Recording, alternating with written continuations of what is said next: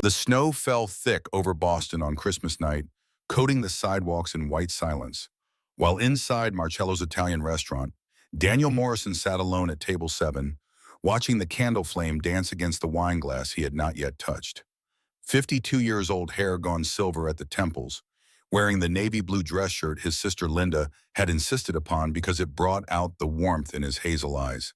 He checked his watch for the third time in 5 minutes. The reservation was for 7:30. The time now read 7:45. Around him, couples laughed over plates of pasta and shared bottles of Chianti, their conversations blending into a comfortable hum that only amplified the emptiness of the chair across from him. The waiter had already come by twice, asking if he wanted to order while he waited, and twice Daniel had smiled and said he would give it a few more minutes. The smile felt like a mask he had worn so many times it had molded to his face, hiding everything underneath. This morning before he left the house, Emma had stopped him at the door.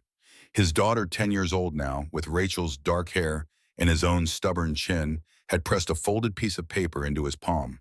Her latest drawing created specifically for this occasion. A reindeer with an oversized red nose and crooked antlers standing in front of a Christmas tree.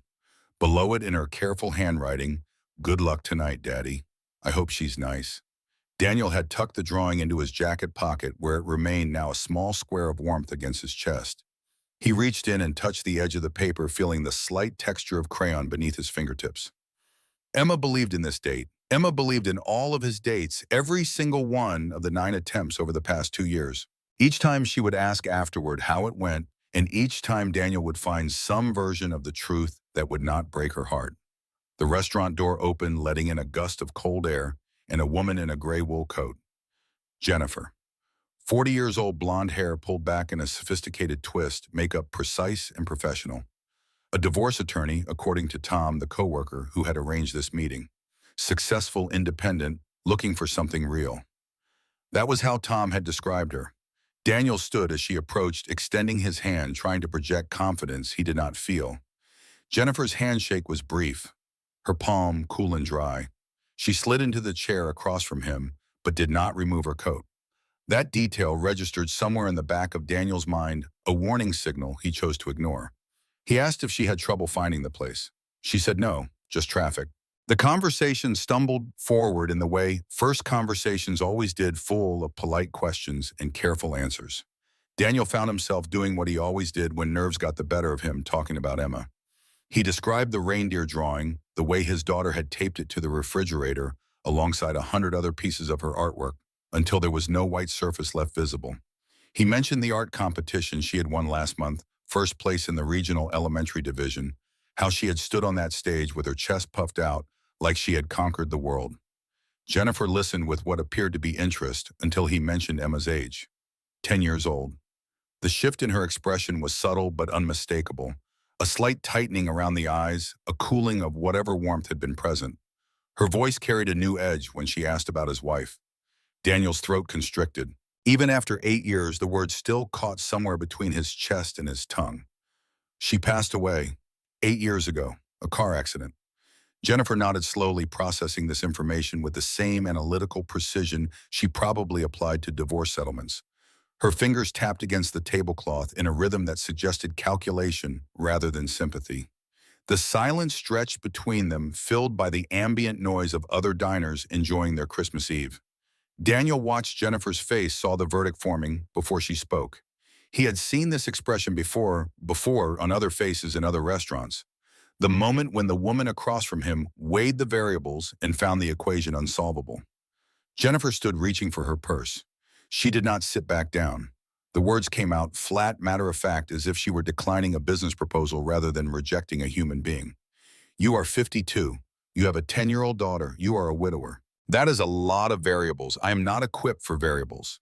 Daniel opened his mouth to respond, but she was already turning away, already walking toward the door, already disappearing into the snowy night outside. The candle flame flickered in the draft from the opening door, casting shadows that danced across the empty chair. He sat frozen, the familiar weight of humiliation pressing down on his shoulders. 52 years old, and he still could not make it through a first date without being found wanting. The waiter appeared, hovering uncertainly, asking if the gentleman would like to see the menu or perhaps preferred to wait. Daniel heard himself say he needed a moment. The waiter nodded and retreated, leaving him alone with his untouched wine and the reindeer drawing in his pocket. This was the ninth time, 9 attempts in 2 years, each ending in some variation of the same result. The first woman had lasted 2 dates before admitting she was not ready to be anyone's stepmother. The second had seemed perfect until she learned about Emma and suddenly remembered a scheduling conflict that never resolved. The third had been honest, at least telling him directly that she wanted to build her own family, not inherit someone else's. And so it went rejection after rejection until Daniel had begun to accept a truth he could not bring himself to speak aloud. He was not enough. Not anymore. Not as a package deal. Not as a 52-year-old widower with a daughter who needed more than he could give alone. He reached for his coat, ready to surrender to the night, ready to drive home and tell Emma that Jennifer had been very nice, but they had decided they were better as friends. Another lie to add to the collection. Another small mercy to protect his daughter from the reality that her father could not find anyone willing to love them both. The voice came from behind him, clear and calm, cutting through the restaurant noise with surgical precision. "Excuse me, can you be my new husband?" And Daniel turned, certain he had misheard. A woman sat at the table beside his, positioned at an angle that suggested she had been there for some time. Dark hair with threads of silver at the temples, pulled back from a face that carried the architecture of intelligence and determination. Late 40s, maybe 48 or 49, dressed in a charcoal suit that probably cost more than Daniel's monthly mortgage payment. A Cartier watch gleamed on her left wrist. Her eyes, dark brown and sharp as broken glass, met his without flinching. He stared at her, words failing him completely. She repeated the question as if asking the time. "Can you be my new husband? I am asking seriously." Daniel's brain struggled to process what was happening.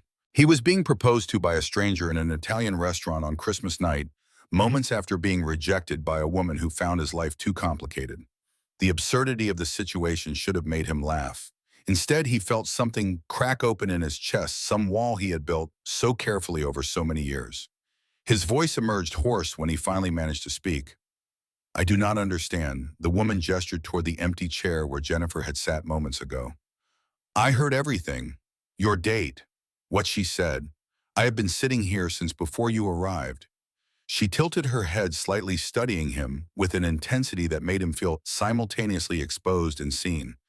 "And I think we might be able to help each other." Daniel should have walked away.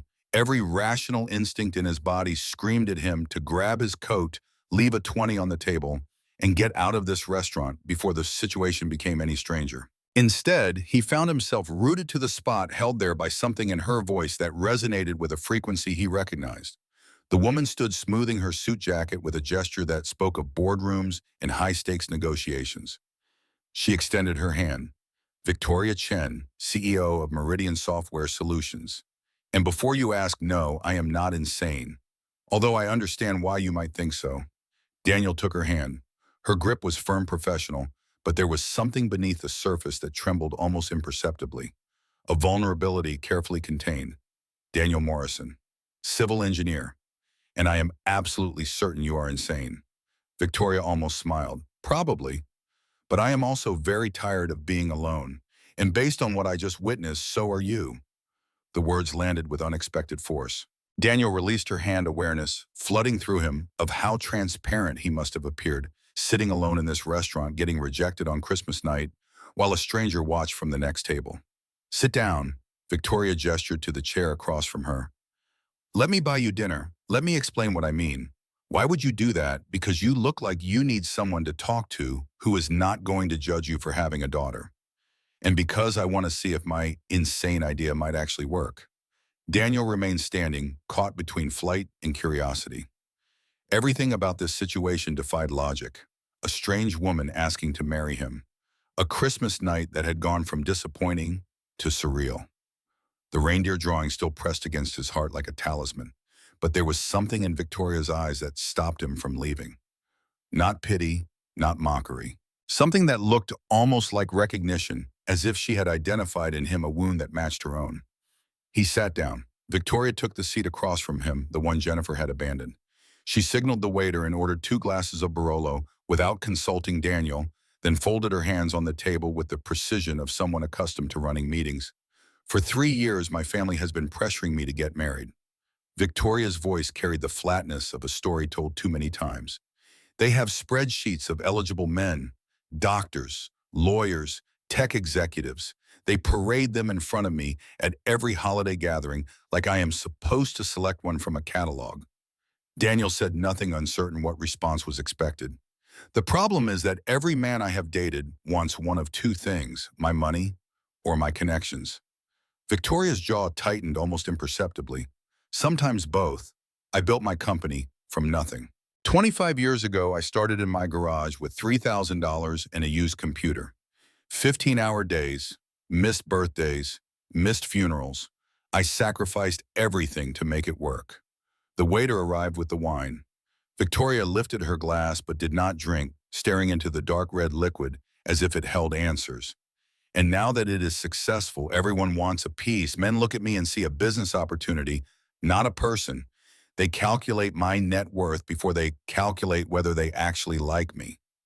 Daniel felt something shift in his chest, a loosening of the defensive posture he had maintained since Jennifer walked out. He understood that calculation, that sense of being evaluated against criteria that had nothing to do with who he actually was. So why approach a stranger in a restaurant? His voice came out gentler than he intended. That does not seem like the typical strategy for avoiding gold diggers. Victoria finally took a sip of wine, her eyes never leaving his face. Because I heard you talking about your daughter before your date arrived. You talked about her reindeer drawing like it was a Picasso. You mentioned she has covered your refrigerator with her artwork.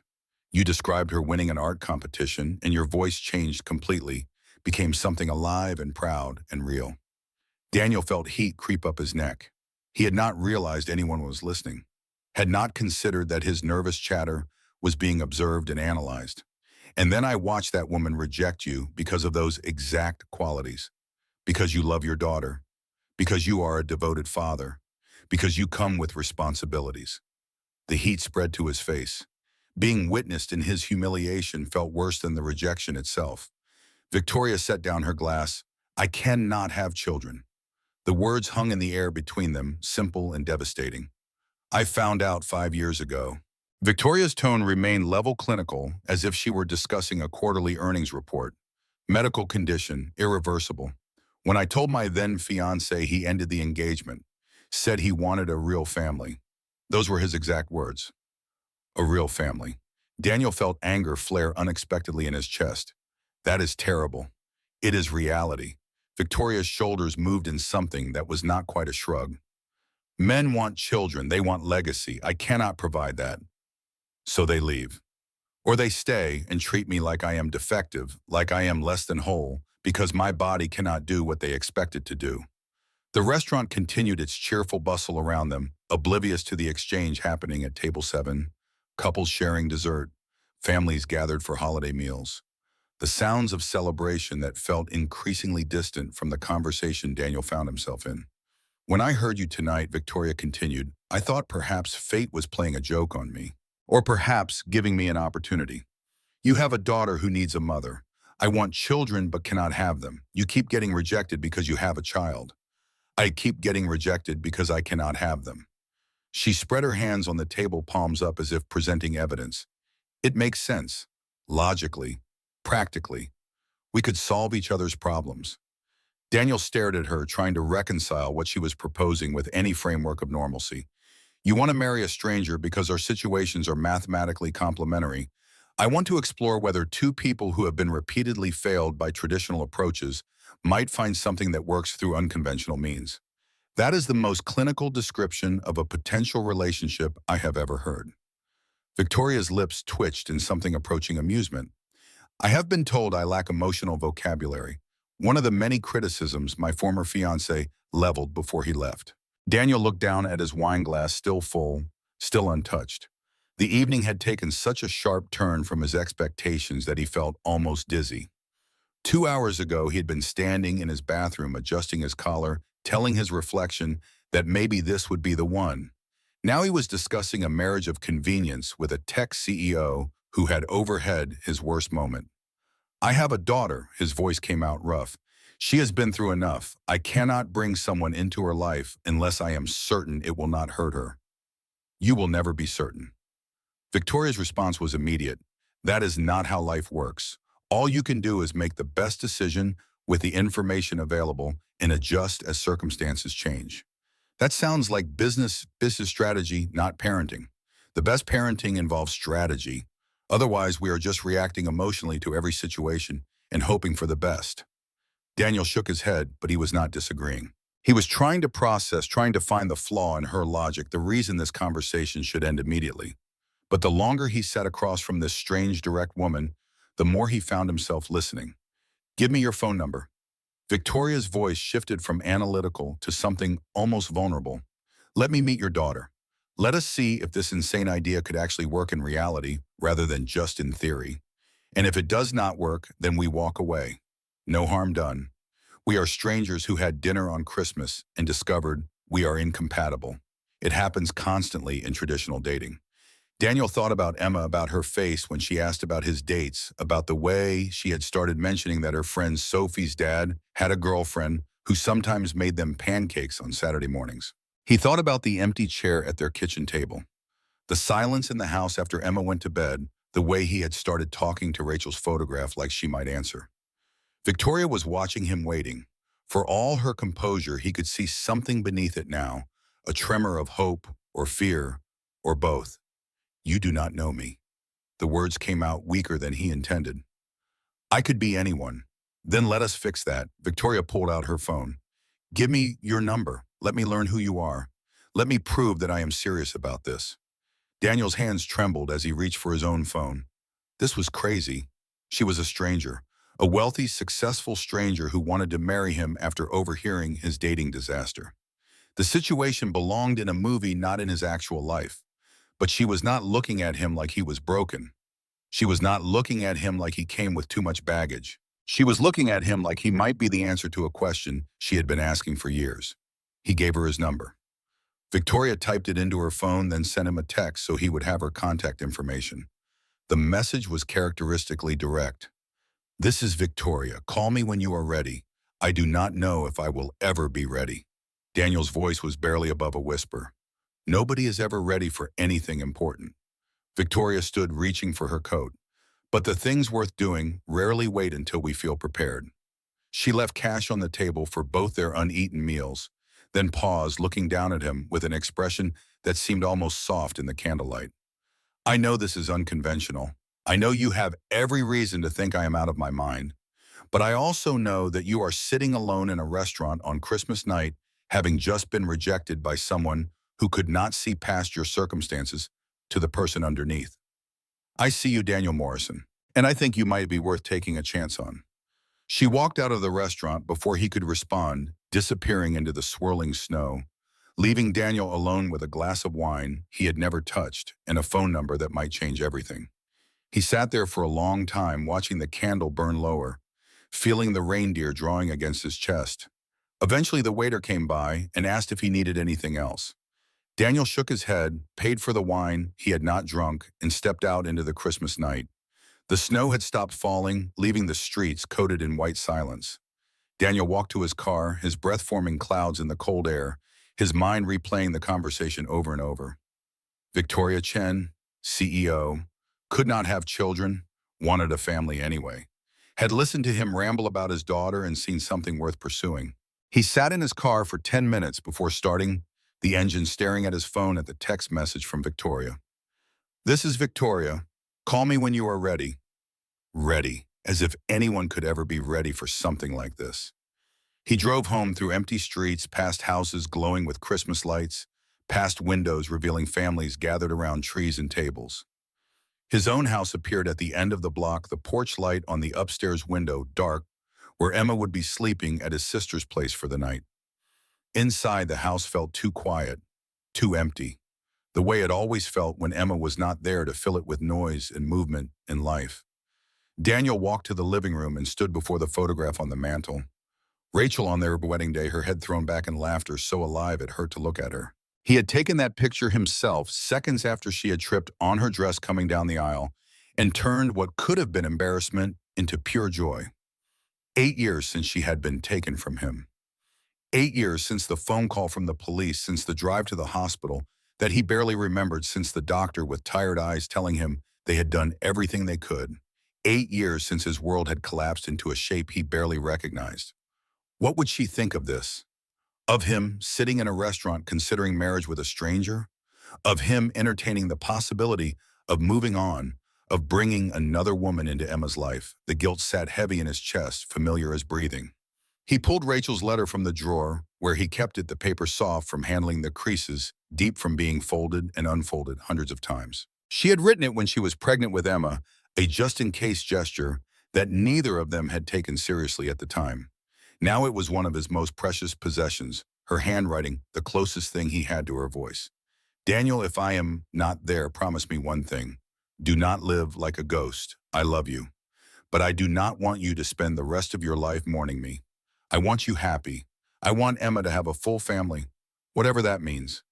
If someone appears, someone who makes you laugh again, someone who loves our daughter, let yourself accept it. That is not betrayal. That is living. Loving you forever, wherever I am. Rachel, he read the words, searching for permission he was not sure he deserved. Rachel had written this letter, never imagining it would actually be needed. She had handed it to him, laughing, saying it was silly, but her mother had insisted, and he had tucked it away and forgotten about it until after the funeral. Now it was the only direct guidance he had from her about how to proceed with his life.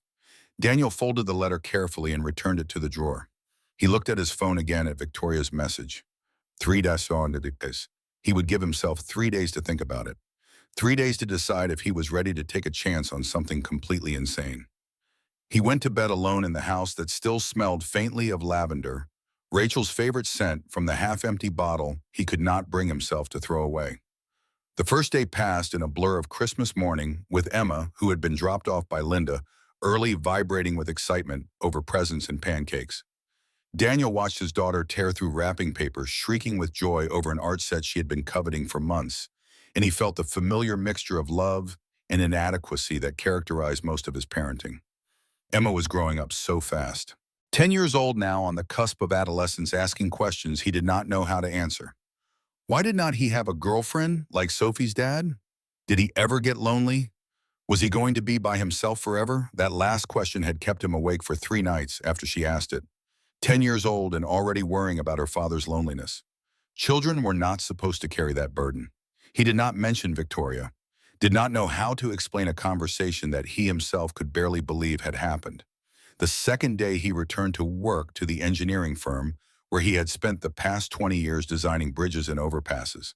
His boss called him into the office mid-morning, and Daniel knew before the conversation started what was coming. Restructuring, early retirement package. We appreciate your years of service. 52 years old and being shown the door. They dressed it up in language about efficiency and modernization, but the message was clear. He was too old, too expensive, too outdated. Daniel accepted the paperwork with numb hands, signed where indicated, walked back to his desk to begin clearing out 2 decades of accumulated career. Around him, younger engineers worked at their computers, their whole futures stretched out ahead of them, unaware that one of their colleagues had just been erased. That night, he sat in the dark living room, holding his phone, staring at Victoria's message. 2 rejections in 3 days. Too much baggage for dating. Too old for working. The third day, his phone rang at 11 p.m. Victoria's name on the train screen. He answered without thinking, his thumb moving before his brain could object. You are overthinking this. Her voice came through, clear and direct, no greeting, no preamble. I can tell because I have been doing the same thing. I almost deleted your number twice. Daniel sat on the couch in the dark, the only light coming from the Christmas tree Emma had insisted on keeping lit. Why did you not? Because I remembered why I approached you in the first place. Because I am tired of being careful. I have spent 5 years being careful, vetting men, waiting for the right moment, playing it safe. And I am still alone. So perhaps it is time to try something different. Silence stretched between them, filled with all the things neither of them knew how to say. I lost my job today. Daniel heard himself speak the words he had not planned to share. Early retirement package, which is corporate speak for we do not want you anymore. Victoria's response came after a pause. I am sorry, that is terrible timing. It is fitting timing. Apparently I am too old for employment and too complicated for dating in the same week. You are neither of those things. Victoria's voice carried an edge of conviction that surprised him. You are a good father who shows up for his daughter even when it costs him. That is not too complicated. That is admirable. Daniel's throat tightened. When was the last time anyone had described him as admirable Saturday? The word came out before he could stop it. There is a park near my house. Emma likes to feed the ducks. If you want to meet her, you could come.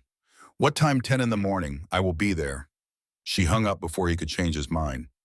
Saturday arrived with sunshine that felt incongruous with the anxiety churning in Daniel's stomach. He made Emma's favorite breakfast chocolate chip pancakes with whipped cream, watching her eat at the kitchen table, while her legs swung and she hummed something from school. We are meeting someone at the park today. He kept his voice casual, as if this were a normal occurrence, and not the most terrifying thing he had done in years. Emma looked up, syrup on her chin. Who? A friend of mine. Her name is Victoria. Is she nice? I think so. Does she like ducks? Daniel almost smiled despite his nerves. I do not know. You will have to ask her. Emma considered this seriously, the way she considered everything, with the full weight of her 10-year-old wisdom. Okay, but if she does not like ducks, that is a problem. Everyone should like ducks. Victoria arrived exactly on time, pulling up in a Tesla that looked comically out of place in Daniel's middle-class neighborhood. She emerged wearing jeans and a cream-colored sweater instead of her power suit, her hair down around her shoulders instead of pulled back. She looked younger this way, softer, almost nervous. Emma spotted her immediately and stopped mid-stride, her bag of breadcrumbs forgotten in her hand. She stared at Victoria with the unabashed curiosity of childhood, taking in every detail with the same analytical precision Daniel had noticed in the restaurant. Victoria approached them with measured steps, her composure slightly less certain than it had been on Christmas night. She stopped a few feet away, close enough to talk, but not close enough to intrude. Daniel made the introductions, watching as his daughter evaluated this stranger who had appeared in their lives. Emma had inherited her mother's ability to read people, to sense authenticity and detect pretense. If Victoria failed this test, there would be no second chance. Emma's first question caught him off guard. You are the lady who makes Dad nervous. Victoria blinked. What makes you think I make him nervous? He made chocolate chip pancakes this morning. He only does that when he is worried about something. And he checked his hair in the mirror 4 times before we left. Daniel felt his face heat. Emma, that is not exactly a... It is accurate. Victoria's lips curved in something close to amusement. Your father and I met a few days ago, and I think I surprised him. How, Emma, we should probably... I asked him to marry me. Daniel's heart stopped. Emma's eyes went wide. Victoria crouched down to Emma's level, meeting her gaze directly. Not for real, not yet. But I told him I wanted to get to know both of you, and he agreed to let me try. Emma processed this information with visible intensity. Why do you want to marry my dad? Because he talks about you like you are the most important person in the world. Because he feeds the ducks on Saturday mornings and makes chocolate chip pancakes when he is nervous. Because he seems like someone worth knowing. Emma glanced at Daniel, then back at Victoria. Those are okay reasons, but I need to know something first. What do you like ducks? Victoria's expression shifted, something softening behind her careful composure. I have not spent much time with ducks, but I am willing to learn. Emma considered this, then nodded with the gravity of a judge delivering a verdict. Okay, you can come feed them with us, but you have to throw the bread right. If you throw it wrong, the mean duck gets everything and the little ones do not eat. She turned and marched toward the pond, leaving Daniel and Victoria to follow. They walked side by side, maintaining a careful distance, their shoulders occasionally brushing as the path narrowed. Daniel did not know what to say.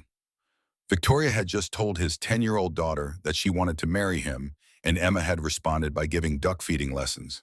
She is remarkable. Victoria's voice was quiet, meant only for him. You have done an incredible job with her. She is all Rachel's best qualities concentrated into one tiny person. Victoria did not flinch at his wife's name. That is not true. I watched you for an hour before your date arrived. The way you checked your phone for pictures of her artwork.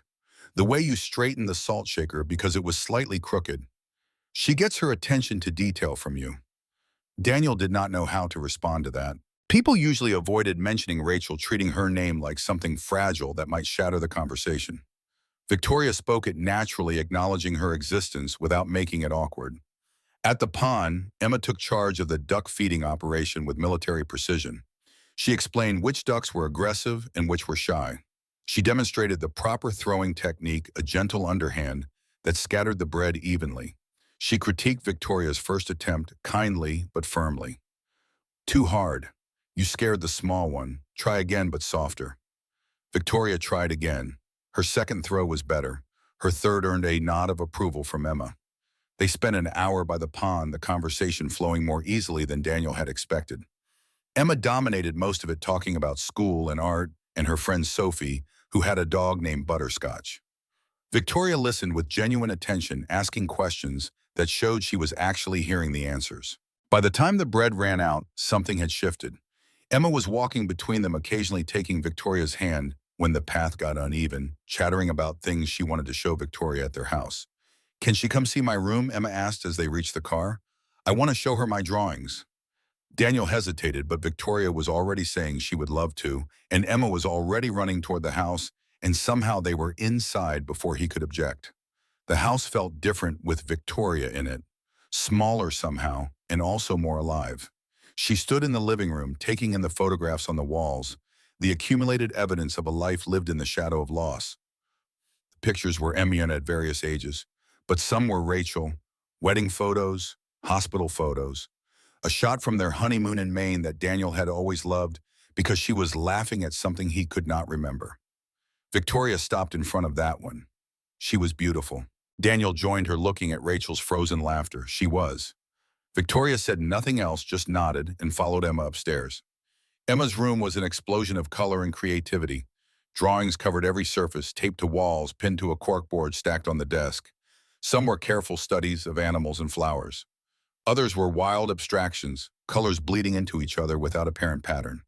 A few were family portraits, stick figures holding hands, the same configuration repeated across multiple pieces, two people and a child. Victoria stood in the doorway, visibly overwhelmed. "Wow, I like to draw." Emma's voice carried pride without arrogance. "My teacher says I have natural talent, but I think I just practice a lot. Can I look more closely?" Emma nodded and Victoria stepped into the room, examining each piece with the same intensity she probably brought to business proposals. She asked questions about technique and inspiration. She complimented specific choices without empty flattery. She admitted that she had no artistic ability herself, which Emma found hilarious. They ended up on the floor together, paper and crayons spread between them. Victoria attempted to draw a rabbit and produce something that looked more like a misshapen potato. Emma laughed until she had tears in her eyes, then patiently demonstrated how to make the ears properly. Daniel watched from the doorway, something cracking open in his chest. This was what had been missing. This energy, this warmth, this sense of the house being full instead of empty. He had not realized how much he had grown accustomed to the silence until someone came along and filled it. When Victoria finally left, Emma hugged her goodbye without being asked. A quick, spontaneous embrace that made Victoria's eyes go bright with something she quickly blinked away. "Can she come back?" Emma asked as Victoria's car disappeared down the street. Daniel looked at his daughter, at the hope in her face that she was trying not to show. "Do you want her to?" "Yes, she listens when I talk. And she tried really hard to draw, even though she is terrible at it. I like people who try hard." Daniel thought about Victoria on the floor of Emma's room, concentrating on a crayon drawing, with the same focus she probably brought to million-dollar contracts. She had been terrible, and she had kept trying anyway. Yeah, he found himself smiling. She does try hard. Victoria came back the following Saturday and the Saturday after that. It became a routine, these weekend mornings spent feeding ducks and drawing pictures and talking about nothing in particular. Daniel found himself looking forward to Saturdays in a way he had not looked forward to anything in years. They did not touch, did not kiss, did not do any of the things that traditional dating involved. Instead, they got to know each other through Emma, through the lens of caring for a child who desperately needed stability. Victoria learned Emma's favorite foods and her least favorite subjects in school. She learned which nights were bad for homework and which days were good for adventures. She learned the rhythms of the Morrison household without ever overstepping. Daniel learned about Victoria too, though she shared herself in smaller pieces. He learned that her mother had died when she was 12, cancer that took her quickly and cruelly. He learned that her father had raised her alone until she was in her 20s when he finally remarried. He learned that she had built her company as a way of proving she did not need anyone and now she was successful and lonely and tired of pretending those things were not connected. 2 months in, she stayed for coffee after Emma went to bed. They sat at the kitchen table, mugs between them, the house quiet around them. "Can I ask you something?" Victoria's voice was softer than usual, uncertain in a way she rarely allowed herself to be. "Of course. Do you think about her when I am here?" Daniel's hands tightened around his mug. The question landed like a stone in still water, sending ripples through the careful equilibrium they had built. "Yes." "Does it bother you? I do not know." He answered honestly because she deserved honesty. "Sometimes I feel like I am betraying her, like I am trying to replace her." "You cannot replace someone who was loved." Victoria's voice dropped, became something close to tender. "That is not how it works." "Then what am I doing?" Victoria looked down at her coffee, her reflection rippling in the dark liquid. "I think you are trying to move forward, and I think she would want that for you." "You did not know her." "No, but I know what it is like to lose someone. My mother died when I was 12. For years, my father would not even look at another woman." He said it felt wrong, like he was dishonoring her memory. Daniel waited, sensing there was more. Then he met Eleanor, at the grocery store of all places. She dropped a bag of oranges on his foot. Victoria's lips curved at the memory. They started talking, eventually started dating. "I hated her at first. I thought she was trying to take my mother's place." What changed? Time, and realizing that Eleanor was not replacing anyone. She was just filling a different space. "My father was happy again, really happy, for the first time since Mom died." "What happened to them?" "They got married." Victoria met his eyes. "They are still together, 20 years now. And I love Eleanor because she made my father whole again. She did not erase my mother, she just helped him keep living." Daniel felt something shift in his chest, a loosening of the knot that had been there for 8 years. "I am not trying to replace Rachel. I know. And I am not trying to be her. I am just trying to be part of your life.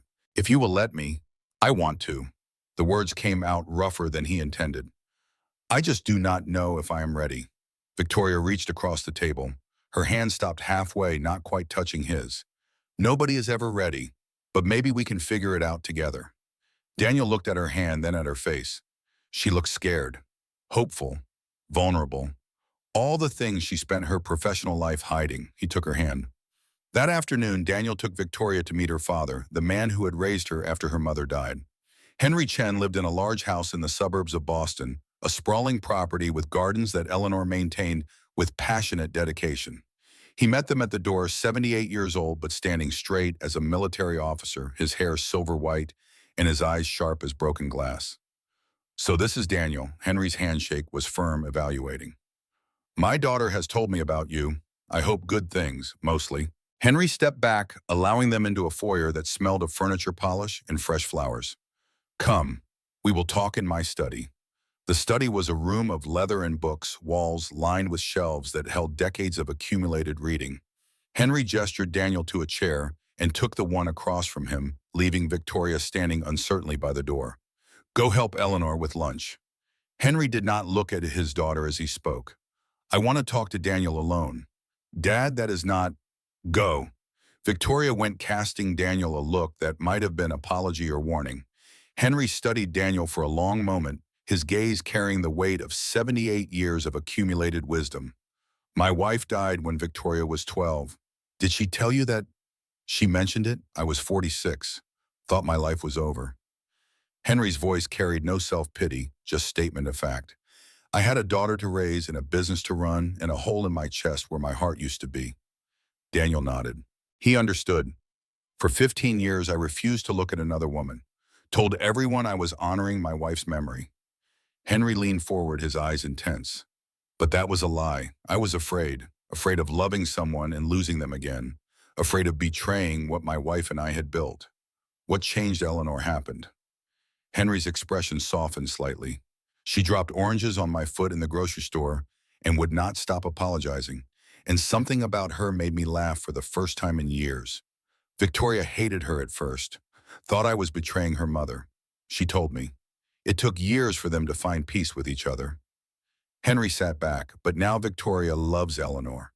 And I love Victoria even more for being able to grow past her pain. Why are you telling me this? Because my daughter is considering marrying a man she met in a restaurant on Christmas night. A widower with a young daughter. A man who is still clearly in love with his dead wife. Henry's gaze bore into Daniel. And I need to know if you are going to hurt her. I do not know what will happen. Daniel's voice was steady despite his racing heart. I cannot promise perfect outcomes, but I can promise that I will try, that I will not play games with her heart, that I take this seriously. Henry considered this, his face unreadable. How long has your wife been gone? 8 years, and you still wear your wedding ring? Daniel looked down at his left hand at the gold band he had never removed. Yes. Why? Because I do not know how to take it off. The admission came out raw, unplanned. Because every time I try, I feel like I am erasing her. And I cannot do that to Emma. She needs to know her mother existed, that she was loved. Henry nodded slowly. My first wedding ring is in a box in my dresser. Eleanor knows about it. She never asked me to throw it away. He paused, letting the words settle. Love is not a zero-sum game, Daniel. Having loved your wife does not mean you cannot love my daughter. The human heart expands. It does not replace.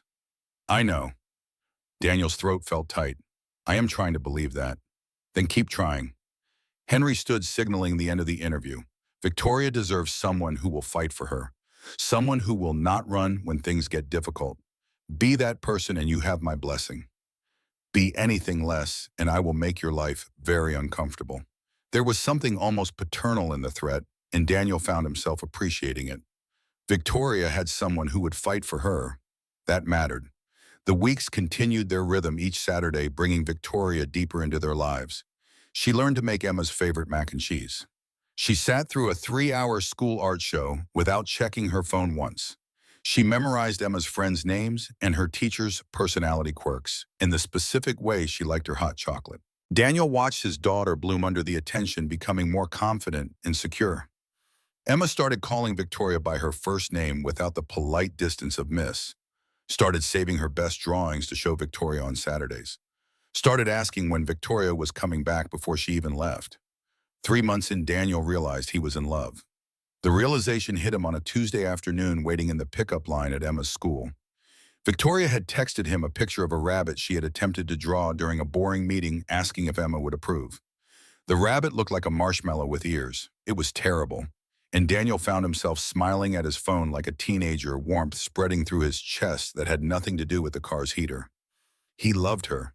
He loved her terrible drawings and her analytical mind and the way she listened to Emma like everything she said mattered. He loved the vulnerability she hid beneath her confidence and the fierce loyalty she showed to the people she cared about. He loved that she had walked into his life with an impossible question and somehow made it possible. He did not tell her, not yet. He was still learning how to let himself feel it without the guilt that came attached. But he was getting closer. The phone call came on a Thursday night in late February, 3.5 months after Christmas. Daniel was sitting in the living room, Emma asleep upstairs, reviewing job applications with the dispirited resignation of someone who had been rejected 14 times. The number was unfamiliar. He almost let it go to voicemail. Instead, some instinct made him answer. Daniel Morrison. The voice was female, clipped professional. Yes, this is Barbara Whitfield. I am not sure if you remember me. Daniel's blood went cold. Barbara, Rachel's college roommate, her maid of honor, her best friend. The woman who had delivered the eulogy at her funeral with tears streaming down her face, who had sworn to never let Rachel be forgotten. He remembered her. I remember. Good. Barbara's tone was flat, stripped of the warmth they had once shared. I heard something that concerns me. I heard you are seeing someone. Daniel's grip tightened on the phone. Who told you that Richard ran into your sister at a conference? She mentioned it. Casually. Like it was nothing important. Daniel closed his eyes. Linda. His well-meaning sister who did not understand the concept of discretion. What I do is not really your concern, Barbara. What you do with Rachel's memory is absolutely my concern. Barbara's voice rose slightly. She was my best friend for 15 years, Daniel. I held her hand when Emma was born. I was supposed to grow old with her. And now you are replacing her with some woman you met 2 months ago? I am not replacing anyone. That is what they all say. Barbara's laugh was bitter, Men always say that, and then they move on like nothing happened, like the women they claim to love never existed.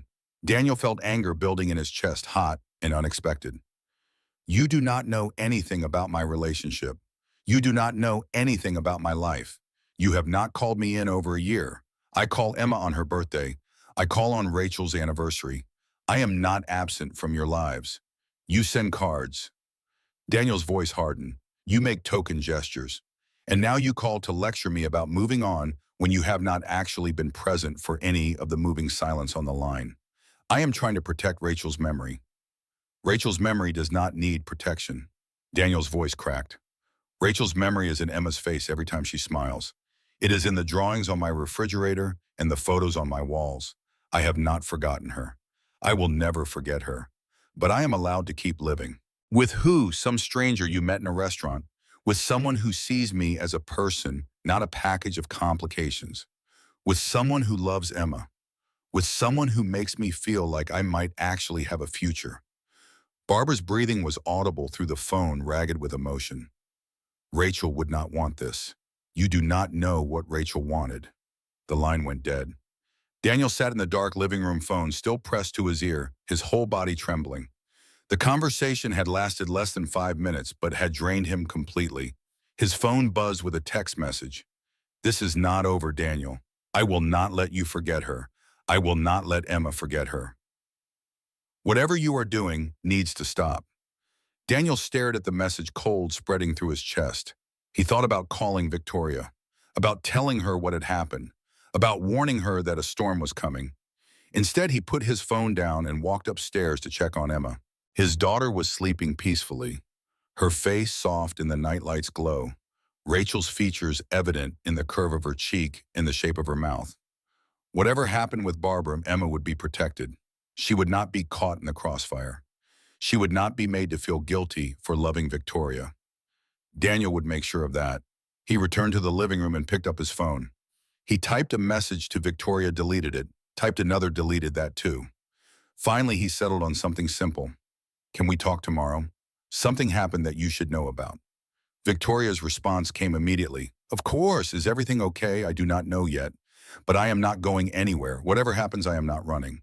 He sent the message and waited. 3 dots appeared indicating she was typing.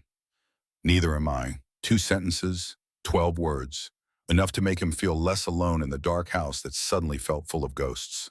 The meeting with Victoria happened the next evening at a coffee shop, neutral enough that Daniel felt he could speak freely. Emma was at a play date with Sophie, giving them 2 hours of uninterrupted adult conversation.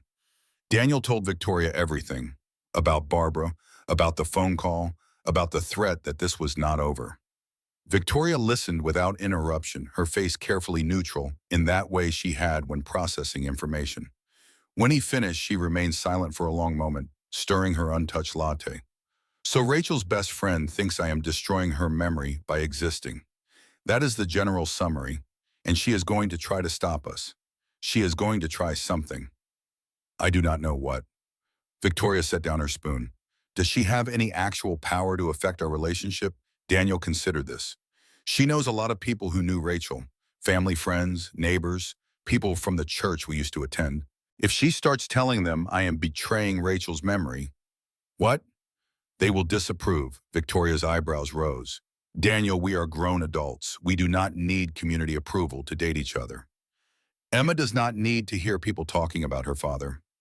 Daniel's voice was strained. She does not need to know that some people think I am doing something wrong.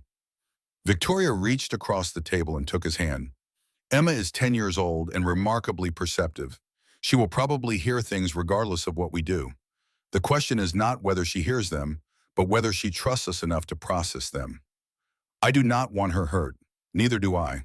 But protecting her from all discomfort is not possible. What we can do is give her stability. Show her that we are solid.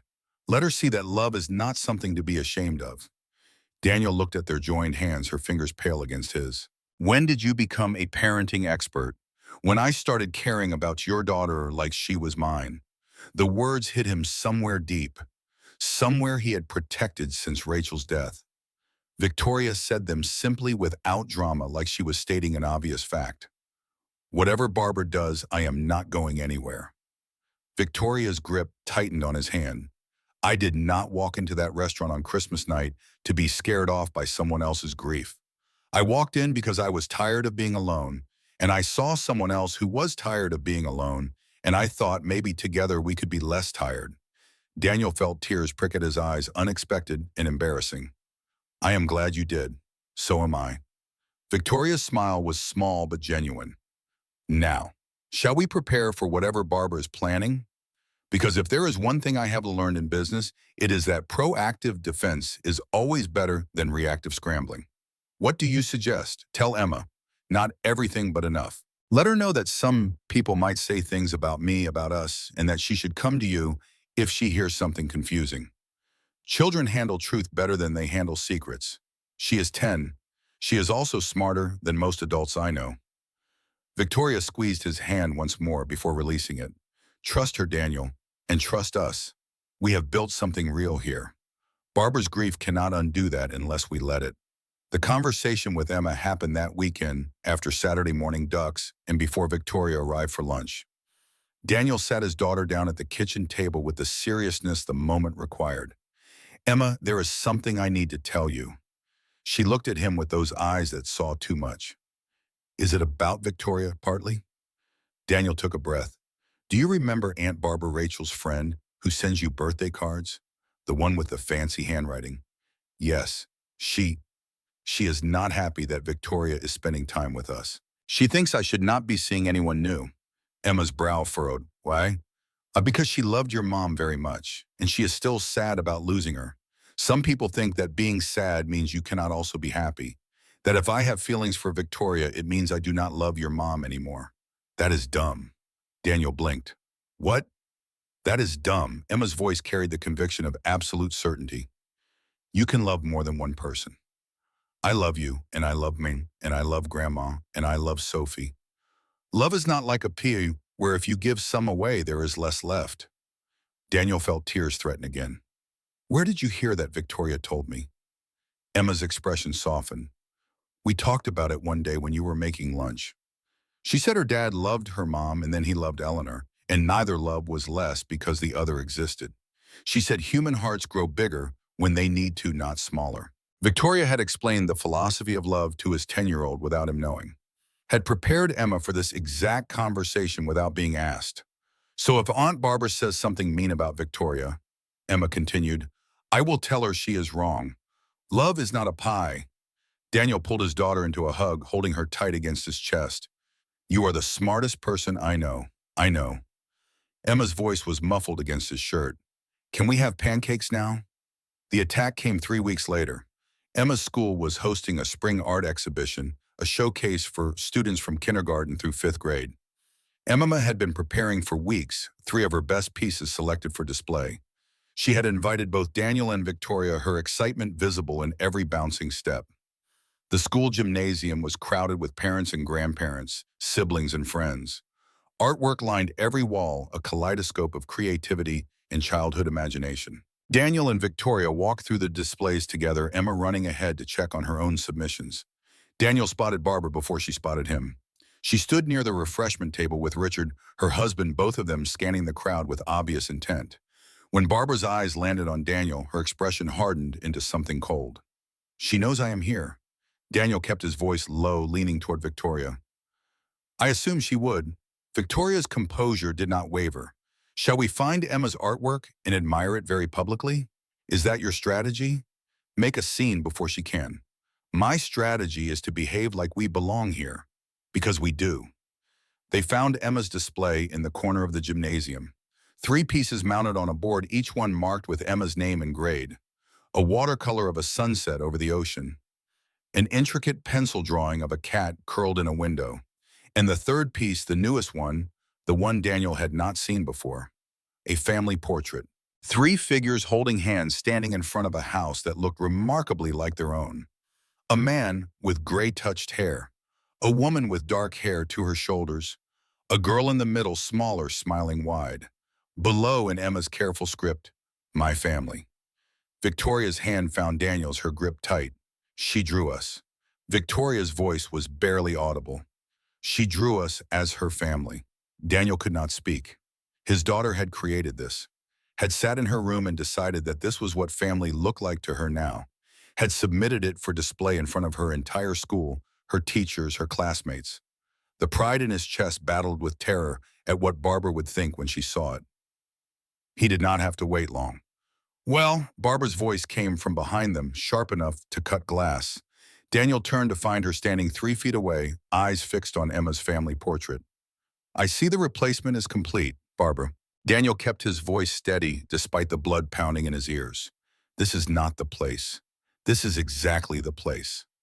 Barbara's gaze swept from the painting to Victoria, dismissing her in a single glance. A school event, where everyone can see that Rachel Morrison's husband has moved on, where her daughter is drawing pictures of her new mother. She is not replacing anyone. Victoria's voice was calm, measured. She is expressing what she feels.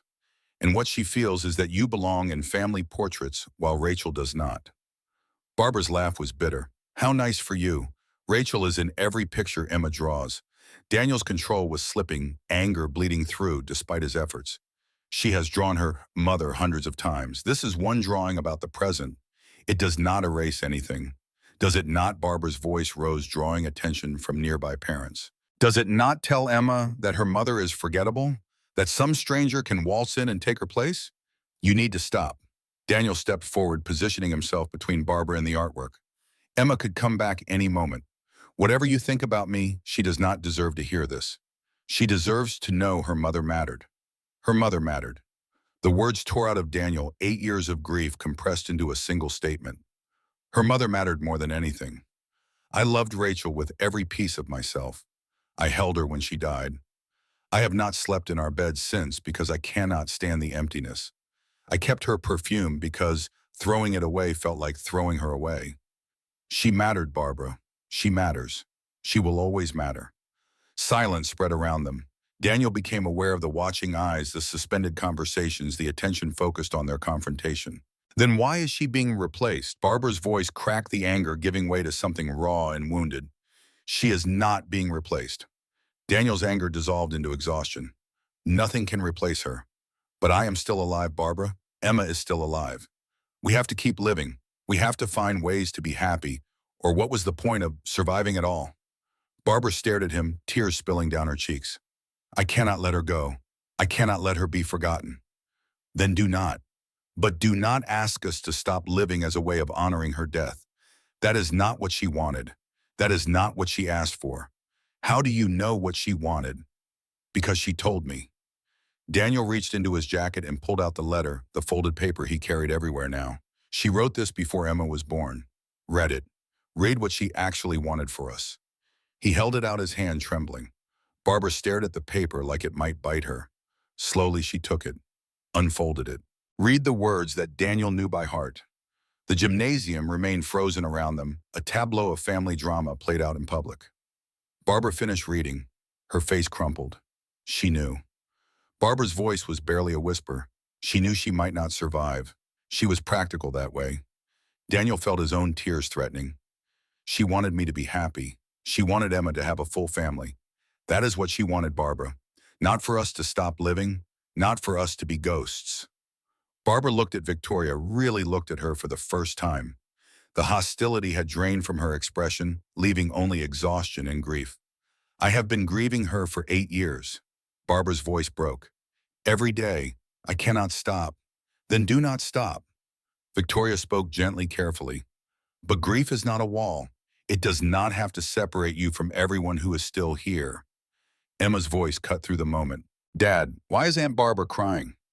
Daniel turned to find his daughter standing behind him, her face uncertain. He did not know how much she had heard, how much damage had been done. Barbara moved first. She crouched down, meeting Emma at eye level, her tear-streaked face attempting something like a smile. Emma, I am sorry. I was upset about something that was not your fault. Your picture is beautiful. Emma studied her with the perceptiveness that always surprised Daniel. It is my family. She gestured at the drawing. That is Dad and Victoria and me. I see that. Victoria is not my new mom. Emma's voice carried the careful distinction of someone who had thought deeply about this. She is just Victoria. My mom is still my mom. She is just not here anymore. But I can love both of them. Barbara closed her eyes. How old are you? 10. You are very wise for 10. I know. Emma reached out and patted Barbara's arm with awkward tenderness. It is okay to be sad about my mom. I am sad too sometimes. But Dad says we are allowed to also be happy. He says Mom would want us to be happy. Barbara looked up at Daniel, something shifting in her expression. She would. She really would. She stood wiping her eyes with the back of her hand. She turned to Victoria, her composure fractured, but her voice steady. I owe you an apology. Several apologies. I judged you without knowing you. I treated you like an enemy when you have done nothing but care for people I love. Victoria nodded, accepting the apology with grace. Grief makes us do things we regret. I understand. Barbara extended her hand. Perhaps we could start again. For Emma's sake. For Rachel's sake. Victoria took it. I would like that. The tension in the gymnasium began to dissipate. Parents resumed their conversations. Children continued their excited tours of the artwork. The crisis had passed, transformed into something less destructive than it might have been. 3 days after the art show, Daniel received an unexpected phone call. Not from Barbara, but from Richard, her husband. Daniel, I wanted to thank you for how you handled things at the school. Daniel was sitting in his car outside the grocery store, caught off guard by the call. Richard, I did not expect to hear from you. I know. Richard's voice was tired but genuine. And I wanted to explain some things about Barbara, about why she reacted the way she did. She was protecting Rachel's memory. I understand that. It is more than that. Richard paused as if choosing his words carefully. Barbara has not been well, Daniel. Not since Rachel died. She never fully recovered. She goes to Rachel's grave every week. She keeps every photograph, every card, every piece of clothing Rachel ever gave her. She talks about Rachel like she is still alive. Daniel felt something cold settle in his stomach. I did not know. She hides it well. But I have been watching my wife disappear into grief for 8 years, and I did not know how to help her. Richard's voice cracked slightly. When she heard you were seeing someone, it broke something in her. Not because of you, because it meant Rachel was really gone. And Barbara was not ready to accept that. Is she getting help? She started therapy last month. Finally agreed after the scene at the school. Richard exhaled. She knows she was wrong. She knows she hurt you and Victoria. She just does not know how to fix it yet. Daniel stared out the windshield at nothing in particular. Tell her she does not have to fix anything. Tell her I understand. Grief makes us do things we would never do otherwise. I spent 2 years after Rachel died barely functioning. I understand. Thank you, Daniel. Richard's voice softened. Rachel was lucky to have you, and I think Victoria is too. The call ended, leaving Daniel sitting in the parking lot processing what he had learned. Barbara was not a villain. She was a woman drowning in loss, clinging to grief because letting go felt like losing Rachel all over again. He understood that. He had lived that. The difference was that he had found a way to climb out, and maybe eventually Barbara would too. The following weeks brought a fragile peace. Victoria spent more time at the house, now staying for dinner, most weeknights, sleeping in the guest room on weekends when dinner ran late, and the drive back to her apartment seemed unnecessary. Emma adjusted to her presence with the adaptability of children, eventually ceasing to distinguish between Victoria nights and regular nights. Daniel found himself thinking about the future in ways he had avoided for years. About what it might look like to wake up next to someone every morning. About combining households and merging lives, and all the practical considerations that came with building a family from the wreckage of grief. He had not said the words yet. Had not told Victoria he loved her, though he suspected she knew. The admission felt like the final wall, the last barrier between his past and his future. Once he said it, there would be no going back. Once he said it, he would be committed in a way that terrified him. But he was getting closer.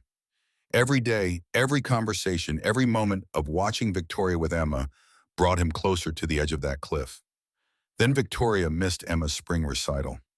Daniel sat in the auditorium with an empty seat beside him, watching his daughter scan the crowd for Victoria's face. When Emma's eyes found only him, something flickered across her expression. Disappointment quickly masked by the performance smile she had practiced all week. Emma sang her solo beautifully.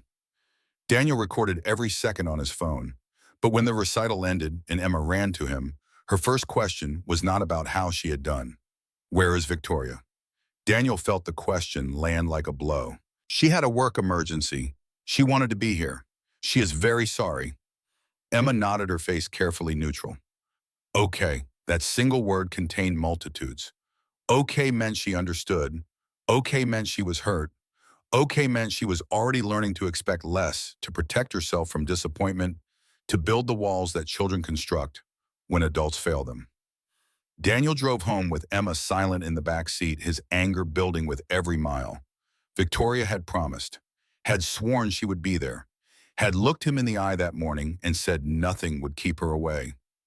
His phone buzzed with her message.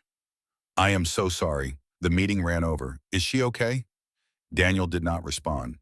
Victoria arrived at the house 2 hours later, still in her business suit, her face drawn with guilt. Emma was already in bed, having declined a story, having said she was tired, having closed her door with a soft click that spoke louder than any slam. Daniel stood in the kitchen, waiting. Victoria stopped in the doorway, reading his expression. I know I failed. The investors threatened to pull funding if I left the meeting. I had to choose between the company and the recital. You chose the company. I chose 200 employees whose jobs depend on that funding. Victoria's voice carried an edge of defensiveness.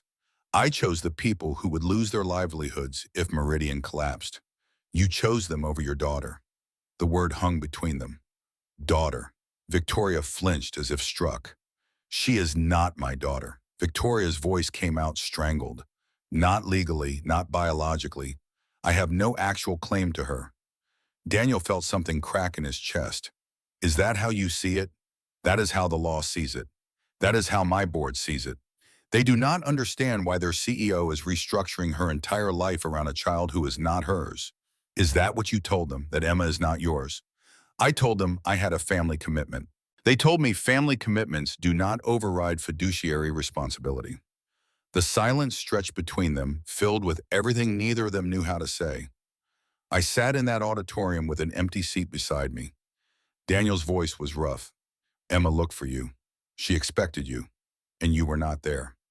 I know. Do you know what she said when I told her you had a work emergency? She said, okay, just okay, like she was already learning not to count on you.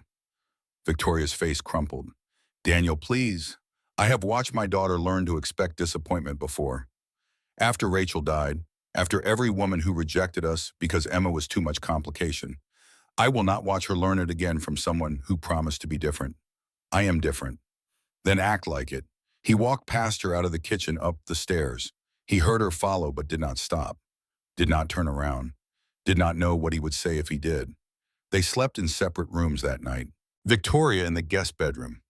Daniel alone in the master bed that now felt too large without her. The morning brought silence. Emma ate breakfast quietly, answered questions in monosyllables, left for school without her usual hug. Victoria had already gone, slipped out before dawn, leaving only a note on the kitchen counter. I need to think. I am sorry. I love you both. Daniel stared at the note for a long time, trying to decipher what it meant. Was she leaving, taking a break? Reconsidering everything they had built? He did not know, and the not knowing was worse than any answer could have been. The first day of Victoria's absence passed in a blur. Daniel went through the motions of his routine, taking Emma to school, driving to work, sitting through meetings he could not focus on. His phone stayed silent. No calls from Victoria, no texts, nothing. Emma asked about her at dinner. Is Victoria coming over tonight? I do not think so. Why not? Daniel searched for words that would not wound. She needs some time alone. Is she mad at us? No, sweetheart. She is just figuring some things out. Emma pushed her food around her plate, her expression too old for her 10 years. People leave sometimes. It is okay. I understand. The matter-of-fact acceptance in her voice broke something in Daniel. He crossed to her chair and pulled her into a hug, holding her tight against the fear that she might be right. Victoria is not leaving. The words came out fierce, a promise he was not sure he could keep. She is just scared. Adults get scared sometimes. But she loves you. She loves us. She will come back. Emma said nothing, just held on to him. Her small body rigid with the tension of hoping for something she had learned not to expect. The second day, Henry Chen called. Daniel, I understand there has been a problem. Daniel was sitting in his car, parked outside his office, unable to bring himself to go inside. Victoria told you. She called me this morning. She was crying. My daughter does not cry. Henry's voice carried a weight of concern. Tell me what happened. Daniel explained. The recital, the empty seat, the argument, Victoria's note. Henry listened without interruption, then spoke with the measured wisdom of a man who had navigated similar waters. When I married Eleanor, I was still running my company. I missed my daughter's graduation because of a board crisis. Victoria did not speak to me for a month. Daniel said nothing, waiting. I thought I was doing the right thing, protecting by honoring responsibilities, being a provider. But I was really just hiding, using work as an excuse to avoid the vulnerability of being present. That sounds like what Victoria described. Because we are alike, my daughter and I, we build walls out of productivity. We use success as armor against the terrifying possibility of truly needing someone. Henry paused. But walls keep people out, Daniel. All people, including the ones we love. What did you do? After missing the graduation, I flew to see her, apologized, made promises I then had to figure out how to keep. It took years to fully repair what I damaged. But I did repair it, because I loved her more than I loved being right. I do not know if Victoria wants to repair things. She called me crying at 6 in the morning. Trust me, she wants to. She just does not know how. That night, Daniel found a note taped to Emma's bedroom door. Pink construction paper, crayon letters, the handwriting unmistakably his daughter's. I want Miss Victoria to be my new mom. Daniel sank to the floor, his back against the wall, the note clutched in his trembling hands. His 10-year-old daughter had written what he could not say, had put into simple words the truth he had been afraid to acknowledge. Emma had chosen. Emma had decided. And Daniel had let Victoria walk away without fighting for her. He sat there for a long time, staring at the pink paper, at the crayon letters that spelled out his daughter's deepest wish. Emma had not asked him for much over the years, had accepted the loss of her mother with a resilience that broke his heart, had adapted to single parenthood without complaint, and now she was asking for this, for Victoria, for a family. Daniel pulled out his phone and called Linda. Can you come watch Emma tonight? What is happening? I need to go get Victoria. I need to fix this. Linda arrived within the hour. Daniel was out the door before she could ask questions. The drive to Victoria's apartment took 20 minutes. Daniel spent every one of them rehearsing what he would say, then abandoning each script as inadequate. He took the elevator to the penthouse level, knocked on her door, no answer. He knocked again. Victoria's voice came through the door, muffled and tired. Go away, I am not going away. Daniel pressed his palm flat against the wood as if he could reach through it.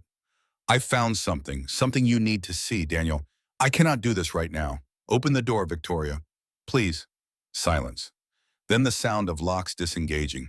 The door opened to reveal Victoria in sweatpants and an old t-shirt, her hair unwashed, her eyes red from crying.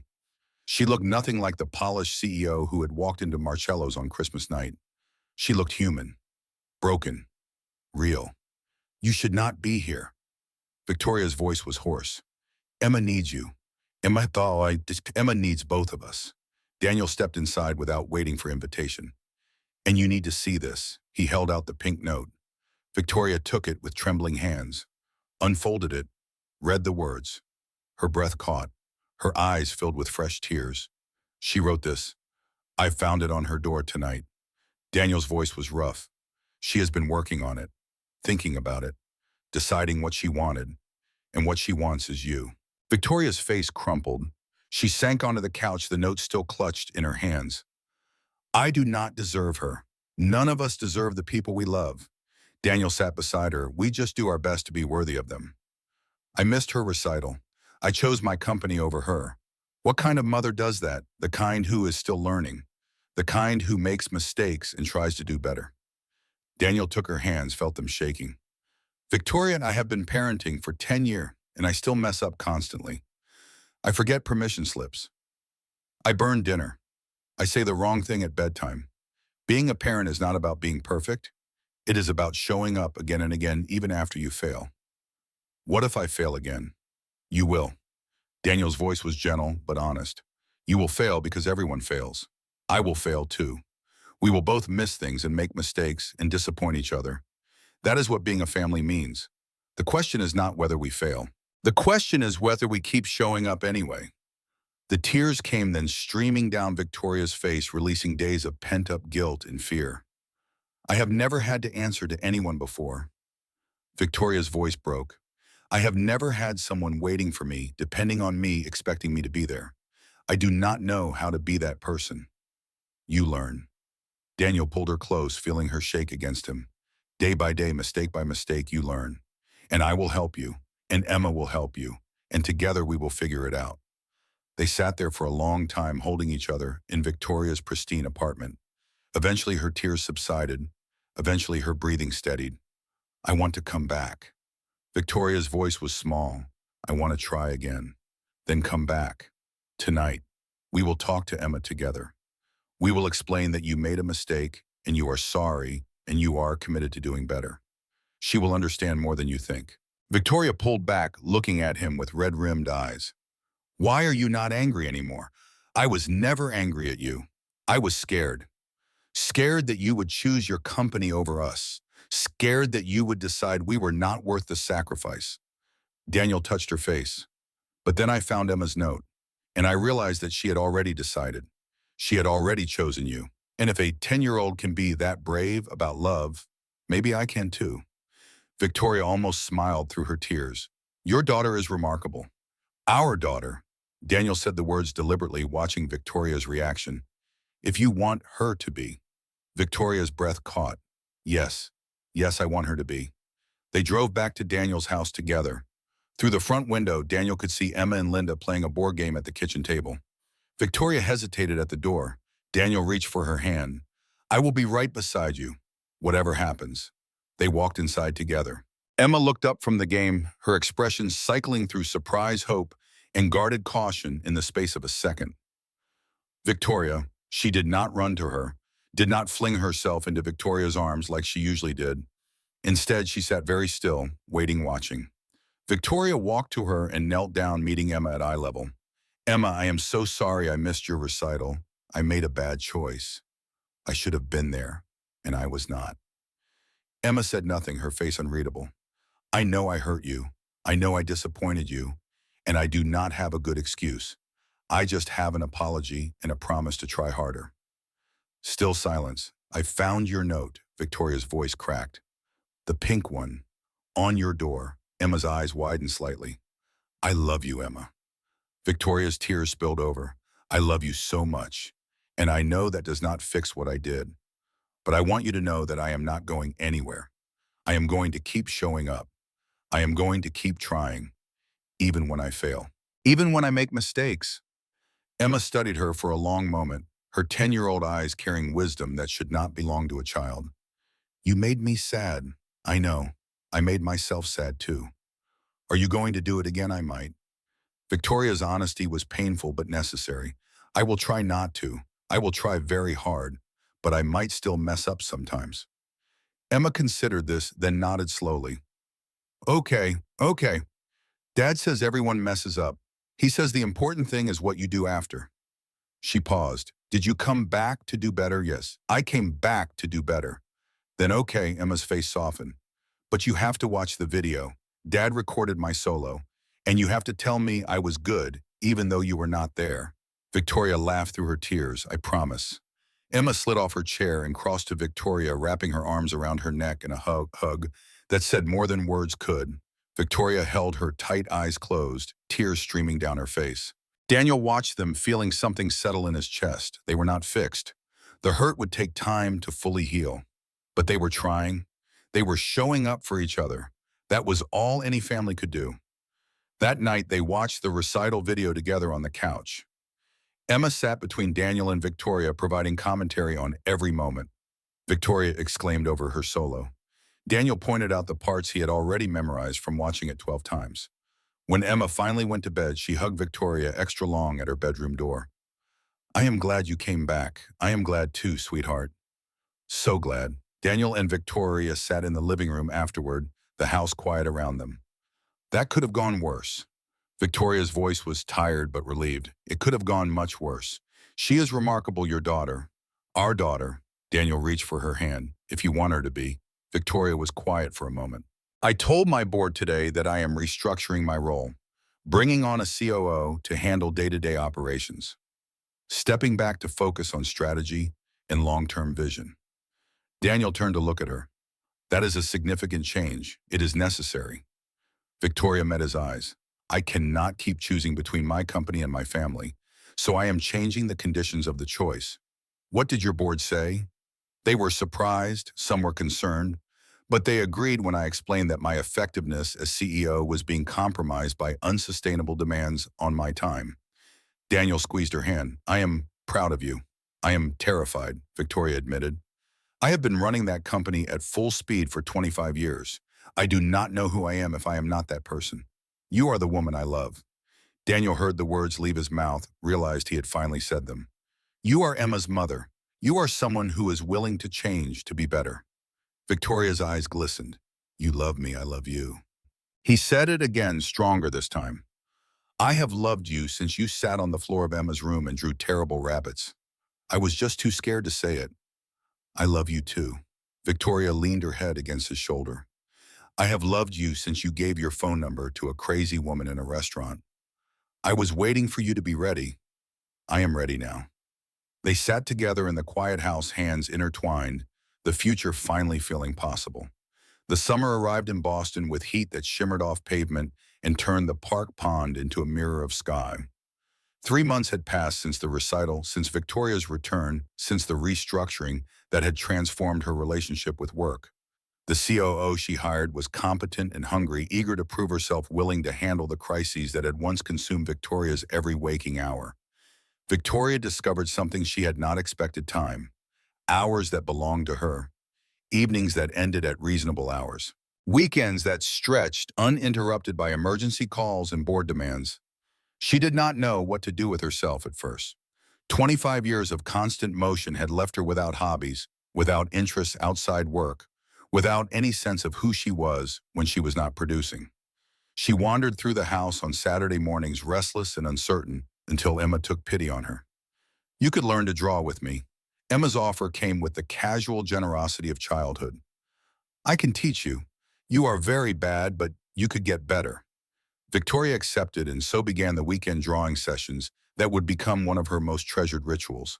She never improved much. Her rabbits still looked like deformed potatoes. Her attempts at landscapes resembled abstract expressionism gone wrong.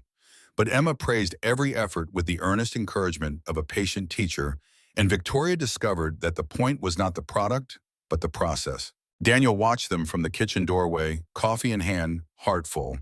This was what family looked like. Not perfection, not the absence of conflict, just people showing up for each other day after day, building something from the accumulated weight of small moments. The letter from Barbara arrived on a Tuesday in late July.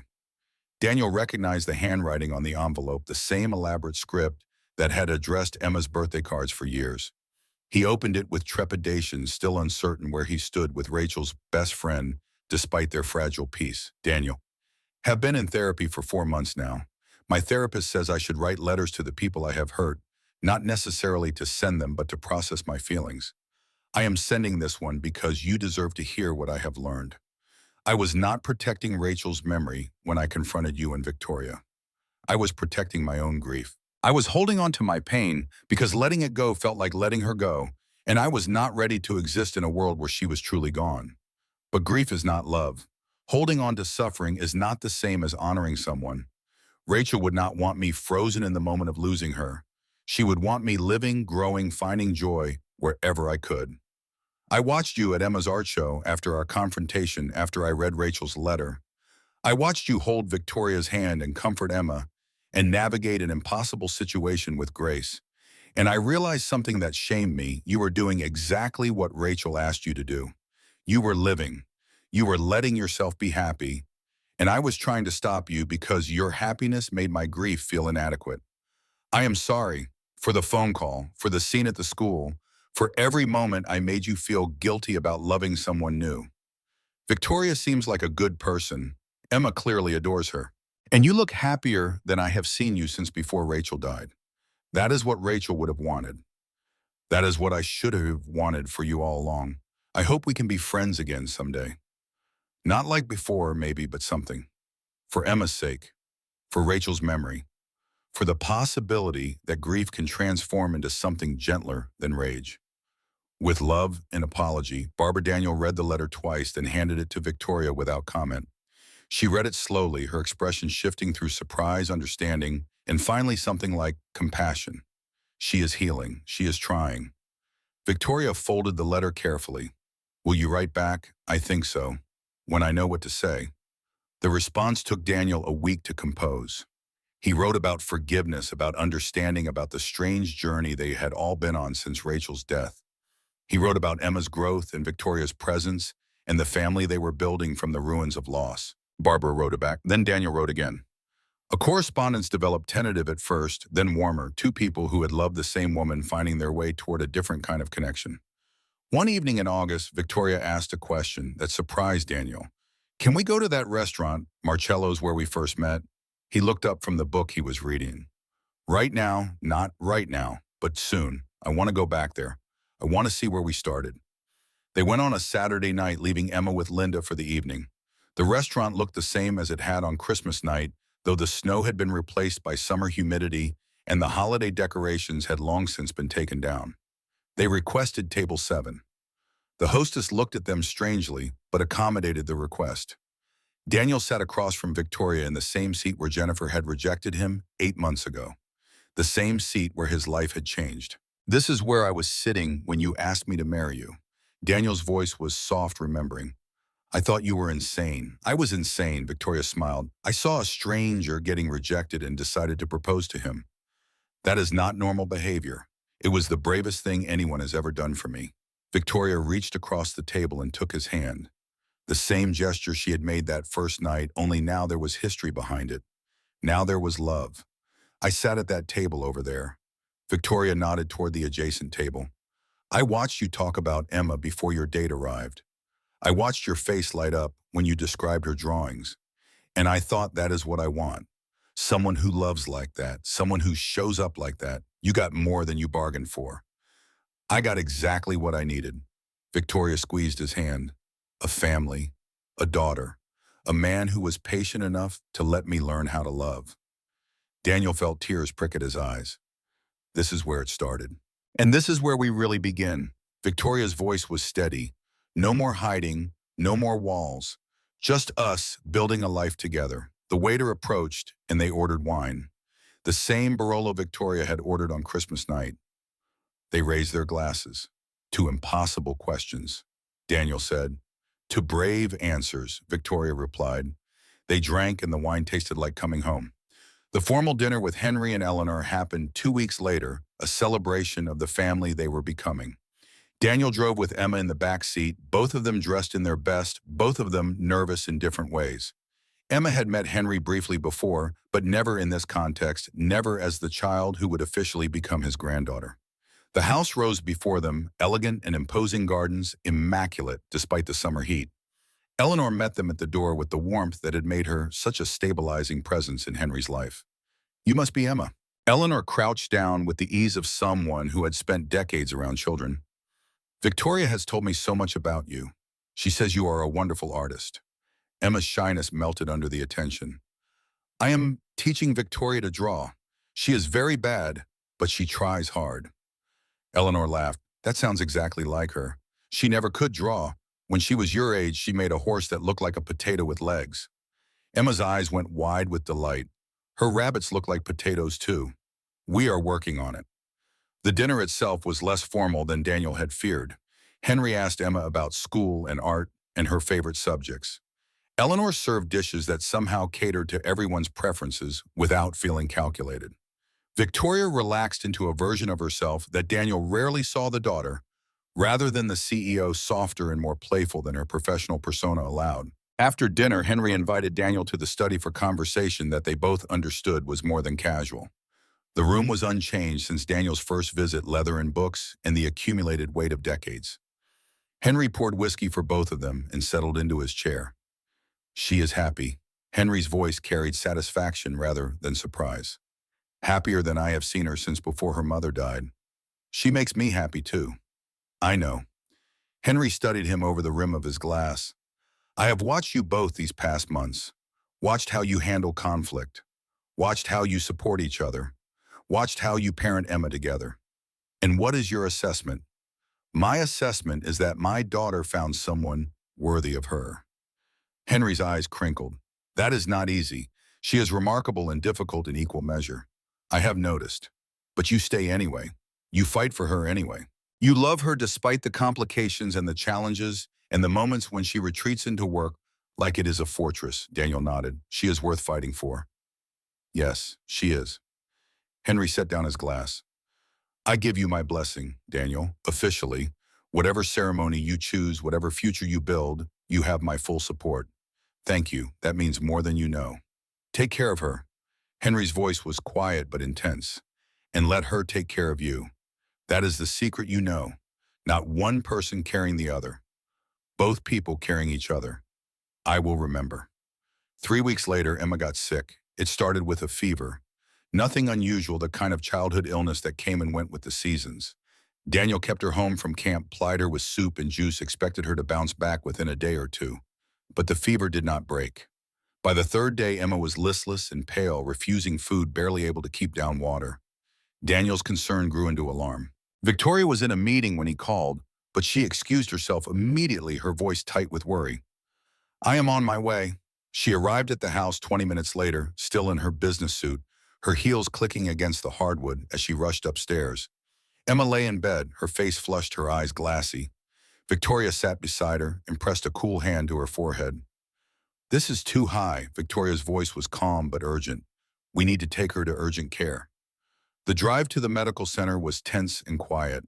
Victoria sat in the back seat with Emma holding her hand, murmuring reassurances that Daniel could barely hear. He focused on the road, on traffic lights, on anything except the fear crawling through his chest. The waiting room was crowded with other sick children and anxious parents. Daniel filled out paperwork while Victoria held Emma in her lap, rocking her gently, humming something soft and tuneless. When they finally saw a doctor, the diagnosis was swift, an ear infection that had turned severe, requiring antibiotics and close monitoring. Nothing life-threatening, but enough to justify the worry. Daniel felt the tension drain from his body as the doctor explained the treatment plan. He turned to share his relief with Victoria and found her crying silently, tears streaming down her face as she clutched Emma's hand. I thought, Victoria's voice cracked, I thought she might be really sick. I thought I might lose her. Daniel pulled her into a hug right there in the examination room, holding her, while she shook with the terror she had concealed from Emma. You are her mother, the words came out without thought. In every way that matters. You are her mother. Victoria pulled back her face, wet, her expression raw. Do you mean that I mean it? Daniel cupped her face in his hands. From the moment you sat on the floor of her room and drew terrible rabbits. From the moment you showed up at a school art show to see her work. From the moment you stayed when you could have walked away. You are her mother, and I love you, and I want to spend the rest of my life with you. Daniel reached into his pocket. The ring had been there for 3 days, ever since he had picked it up from the jeweler.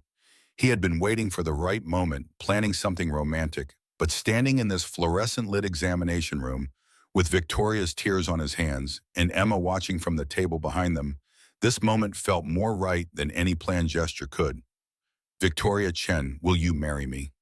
Victoria looked at the ring, looked at him, looked at Emma, who was sitting up now, her fever-glazed eyes wide with surprise. Yes. Victoria's voice was barely a whisper.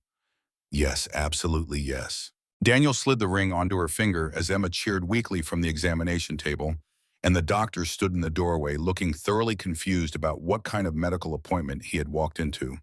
It was not the proposal Daniel had planned. It was better. It was real. The wedding happened in June, exactly 1 year after the night at Marcello's that had changed everything. They chose the park in Greenfield, a small town Daniel had discovered 8 months after Rachel's death, when he had needed to escape everything familiar. He had sat by the pond there for 3 hours, staring at the water, trying to remember how to breathe. It was where he had first thought maybe he could survive. Maybe Emma and he could build a life. Now it was where he would build a new one.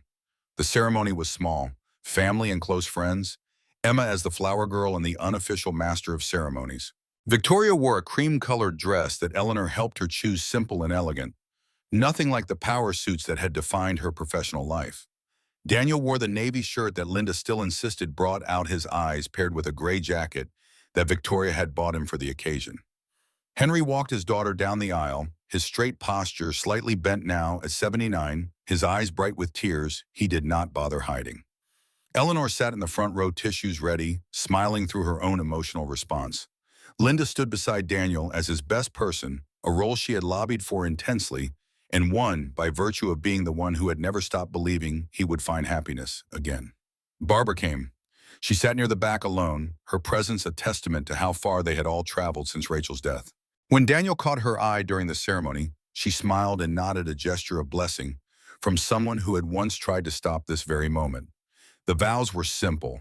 They had written them together late nights at the kitchen table, they arguing over word choices and emotional beats, until they had something that felt true. Daniel spoke first. Victoria, I spent 8 years believing I would never love anyone again. Then you walked into a restaurant on Christmas night and asked me the most impossible question I had ever heard. You taught me that love is not a finite resource, that the heart expands to hold new people without letting go of the ones who came before. I promise to love you, to support you, to be your partner in building a life neither of us expected to have. Victoria's voice trembled, but held steady. Daniel, I spent my whole life believing that success meant doing everything alone. Then I met you and Emma and discovered that the best things in life require letting other people in.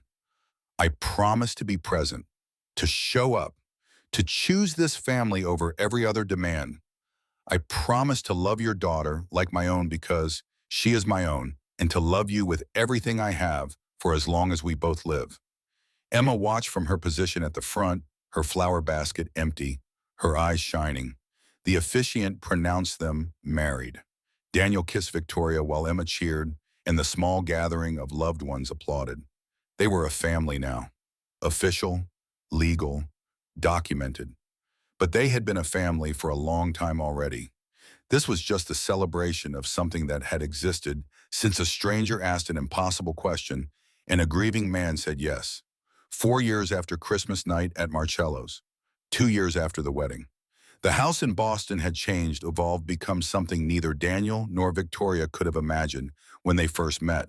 Emma's artwork still covered the refrigerator, but now it competed for space with schedules and reminders and the accumulated paper evidence of a busy family.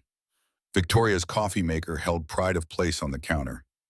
Daniel's engineering books shared shelf space with Emma's art supplies. A dog bed sat in the corner, recently occupied by a golden retriever named Coco, who had arrived 6 months ago after Emma finally proved she could keep her room clean. Daniel stood at the kitchen window on a Sunday morning in October, watching the leaves turn gold in the backyard. 56 years old now, retired from engineering, consulting part-time to keep his mind active. Victoria came up behind him, wrapped her arms around his waist. You are being contemplative again. I am being grateful. For what specifically? He turned to face her. Everything. This house, Emma. You. Coco, even though she ate my favorite shoes last week. Victoria smiled. She is still young. She will learn. Emma thundered down the stairs, 14 years old now, all adolescent energy and artistic ambition. She had been accepted into a prestigious art program at her high school, her talent recognized and nurtured in ways Daniel had always hoped. The state exhibition is in 2 weeks. Emma's voice carried excitement she was trying to suppress. They selected my piece for the center display. That is wonderful. Victoria hugged her. Which piece did they choose? Emma hesitated. The one I have been working on all year. The family one. Daniel felt something shift in his chest. Emma had been secretive about that piece, working on it in her room, refusing to show anyone until it was finished. Can we see it? Victoria asked. At the exhibition. I want it to be a surprise. The exhibition hall at the Boston Center for the Arts was crowded with families and art enthusiasts, the walls lined with student work from across the state. Daniel and Victoria walked through the displays, admiring the talent on display, looking for Emma's contribution. They found it in the center of the main hall, exactly where Emma had said it would be. The painting was large, easily 3 feet by 4 feet, the biggest piece Emma had ever attempted. It showed a family gathered around a dinner table, warm light spilling from windows' faces, rendered with a skill that far exceeded her 14 years.